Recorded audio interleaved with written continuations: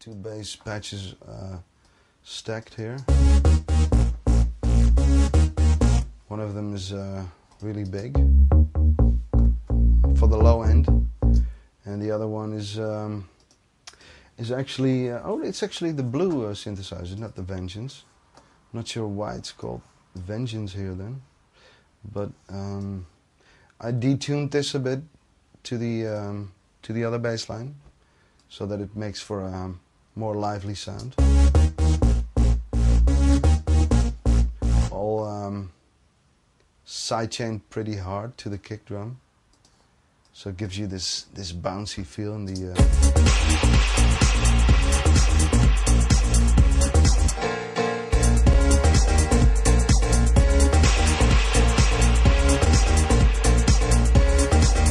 So yeah, that's gonna be out soon also, straight up.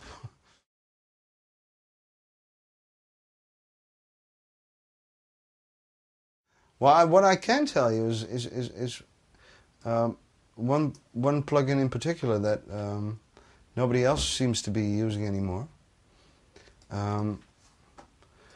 which is the Wave C1 compressor, and it has a sidechain version that comes with the bundle when you buy the C1.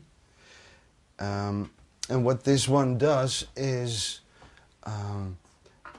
it only enhances or processes the frequency that you wanted to work on. In this case, it's actually a preset called Bass Enhancer, and it gives your master a lot of extra punch, which is nice. Let me take this off, see how it sounds like without. Well, maybe the effect is subtle now, but I'm not sure if you're picking this up. But if I turn on the C1, it gets a lot more bite, a lot more punch, which I couldn't achieve with any other compressor or EQ.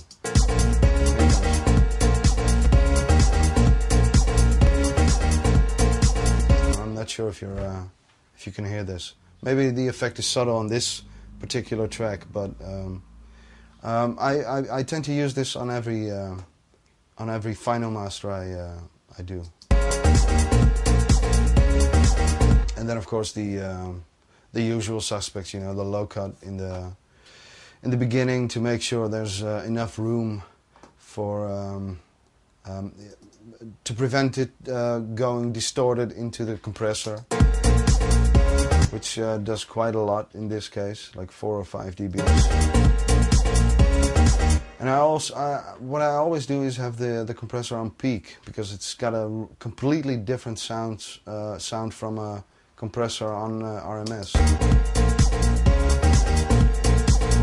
There's a lot more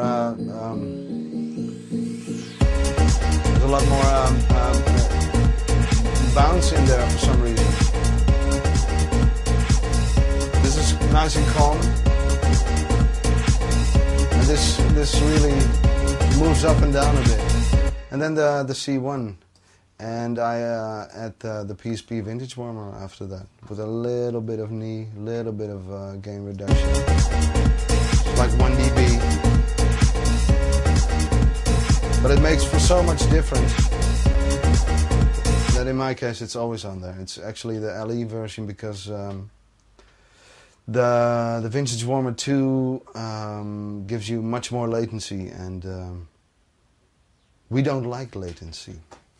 And then of course just the peak limiter at the end to prevent it from overloading.